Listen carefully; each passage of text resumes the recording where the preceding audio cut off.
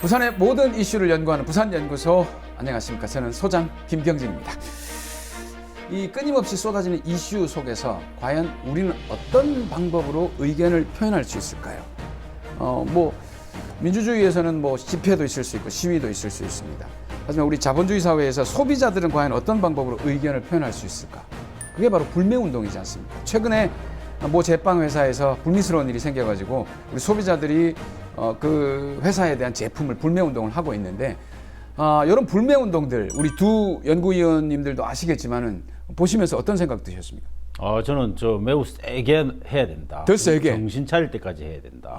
중대재해법 같은 게 있어서 제도적으로 이제 그런 부분에 대한 징벌도 있겠지만, 저는 소비자들이 정말 알아서 징벌한다, 이런 문화를 좀 정착시킬 필요가 있지 않을까. 그래야 저는 기업가들이 정신 좀 차린다 생각을 합니다. 그래서 저부터 좀 솔선수범해야 되겠다. 제가 빵돌이라고 할 수 있고, 저희 와이프가 빵순이라고 할 수 있는데, 저 이번 차에 빵을 끊어야겠다 차라리. 빵을 끊어야 된다. 그런 생각도 합니다. 그럼 떡돌이 떡순이가 되시기 바랍니다.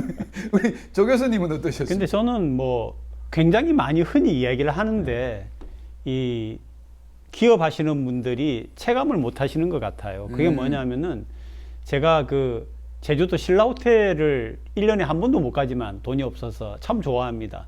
너무 주변 경관도 좋고. 좋아요. 그런데 이 좋은 걸 지어 놓고 돌아가신 분을 생각을 하면 얼마나 아까울까, 그런 생각이 가끔 드는데, 돈을 버는 목적이 사람에게 있어야 되거든요. 네, 저는 그런 점에서 그런 거를 보여주는 방법이 불매운동이다. 저도 최근에 빵 안 먹고 있습니다. 그렇구나. 네. 이게 진짜 확 와닿네. 돈을 버는 목적이 사람에게 있어야 된다. 네. 그 따뜻한 자본주의, 이게 네, 필요한 네. 거죠. 그 예전에 그 우리 사람이 먼저다, 이런 분이 계셨는데, 자, 어쨌든 사실 중요한 것은 이런 그 이슈나 잘못된 어떤 그 여러 가지 부분에 대해서 우리 소비자나 또는 국민들이나 시민들이 어떤 방법으로 표현을 하느냐, 이 표현이 가장 중요한 부분이 아닐까 생각이 듭니다. 저희 이제 부산연구소는 표현하는 방법 막 이렇게 시위도 하고 이런 건 못하니까 시사 이슈를 잘 보고 듣고 감시하는 역할로 표현을 하도록 하겠습니다. 오랜만에 대통령 지지율에 대한 얘기를 좀 해보겠습니다. 이게 이 조사는 10월 17일부터 21일까지 리얼미터에서 조사한 내용인데 32.9%를 기록을 했는데, 이게 이제 9월 4주차에 31.2%로 떨어진 이후에 좀 오르다가 다시 이제 또 떨어지기 시작했습니다.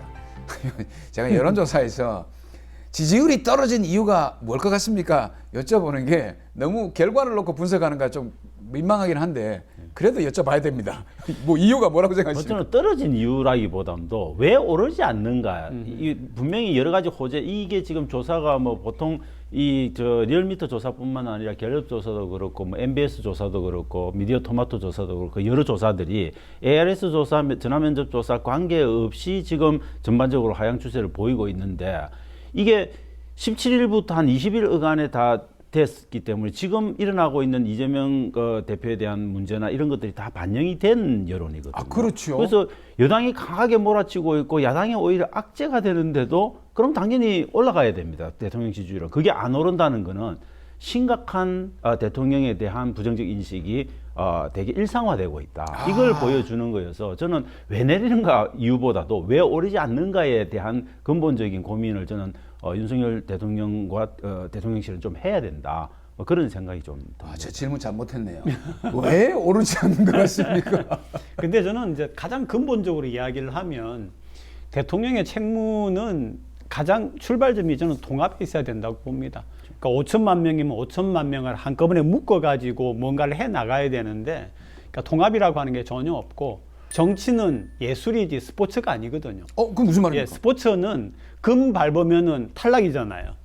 근데 예술이라고 하는 거는 얼마든지 다양하게 연출이 되면서 그 안에 다양성과 또 표현의 방법이 있는 건데, 정치는 그런 거거든요. 그런데 지금 현재 하는 정치를 보면은 무슨 경기 하듯이 너 탈락이야, 너 이런 식이 되니까, 옛날에 우리가 여기서도 한 번씩 그 DJ YS 이야기를 합니다만은, 적어도 그때의 정치를 보면은 굉장히 오래 정치하신 분들이라 그런지 몰라도 예술적인 측면이 많았거든요.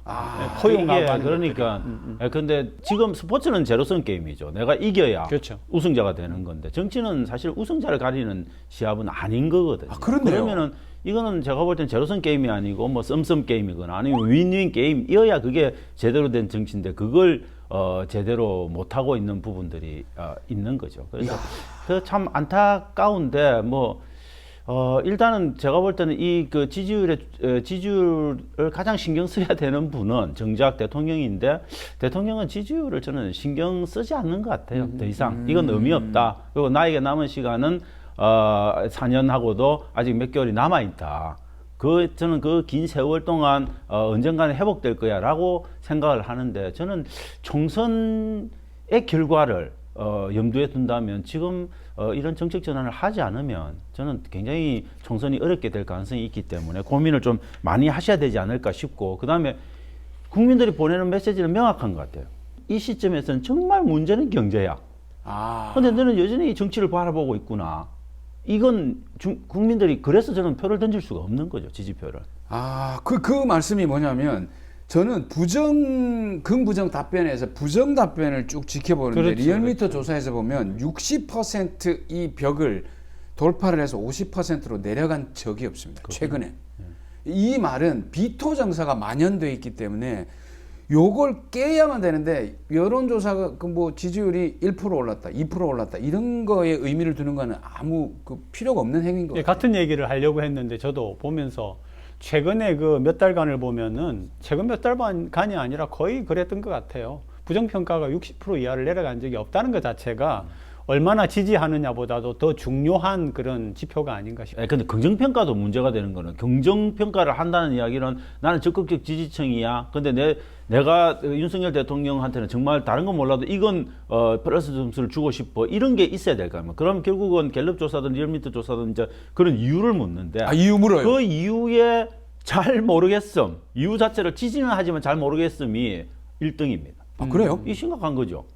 왜 지지하십니까? 라는 물음에 근데 잘 모르겠어요. 모르겠는데요? 그렇지만 나는 보수 니까. 유권자고 그래서 나는 그냥 대통령은 그냥. 왠지 모르게 지지해야 될 것 같아. 근데 정말 뜯어놓고 보면 뭘 잘하지? 이걸 잘 모르겠어. 이게 심각한 거죠. 이거 진짜 심각하네요. 예. 그러면 적극적 지지층이 굉장히 줄어드는 거고 그나마 이런 정서가 있는 것도 60대, 70대 이상이 워낙 튼튼하게 받쳐주고 있으니까 이 30%대도 유지되고 있는 겁니다. 제가 볼 때는 맞아요. 이게 무너지고 지금 60대, 70대를 제외한 나머지 세대들은 거의 70%에서 넘어요. 80%대가 지금 사실 그 부정평가를 하고 있는 거거든요. 왜냐면 심각한 20대는 수준이라는 이미 거예요. 80%를 넘어갔거든요. 네. 뭐 그런 거 본다면은 일단 전체 우리 세대를 아우르고 또 지지층을 아우르는 통합의 부분이 우리 조 교수님이 말씀하셨는데 그게 진짜 정치의 예술로 정치를 예술로 만들 수 있는 그런 부분이 아닐까 생각이 듭니다. 근데 여기 이제 또 정당 지지율이 사실 요거는 전화 면접하고 ARS가 좀 다릅니다. 전화 면접 같은 경우는 두 정당이 비슷한 퍼센테이지를 차지하고 있는데 ARS 같은 경우는 아무래도 더불어민주당이 오차 범위를 넘어서 앞서고 있어요. 예. 보면은 48.4, 리얼미터 이 조사에서는 더불어민주당이 48.4, 국민의힘이 35.3. 갤럽하고 리얼미터가 좀 차이가 나는 게 정당 지지도를 먼저 묻고 대통령의 국정운영평가를 묻느냐 아니면 국정운영평가를 먼저 묻고 정당 지지도를 묻느냐에 따라서 굉장히 차이가 날 수 있습니다. 나죠. 어떻게 차이가 나죠? 근데 정당 지지도를 바로 물어버리면 정말 정당 자체에 대한 생각을 그냥 바로 직접적으로 표시를 하죠. 근데 대통령부터 먼저 물으면 대통령에 대한 부정적인 평가가 많으면 이쪽으로 그게 넘어가죠. 영향을 미치게 되죠. 정당 지지도에도.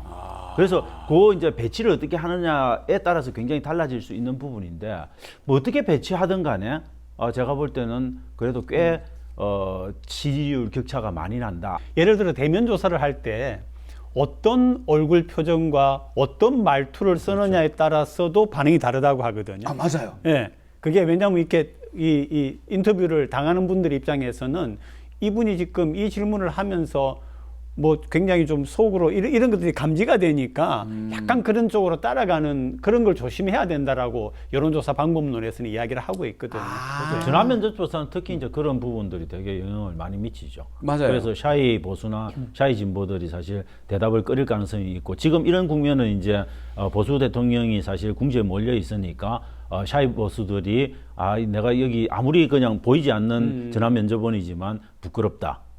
그래서 지지한다라고 이야기하기 말을 꺼내기 어려운 상황일 수도 있죠.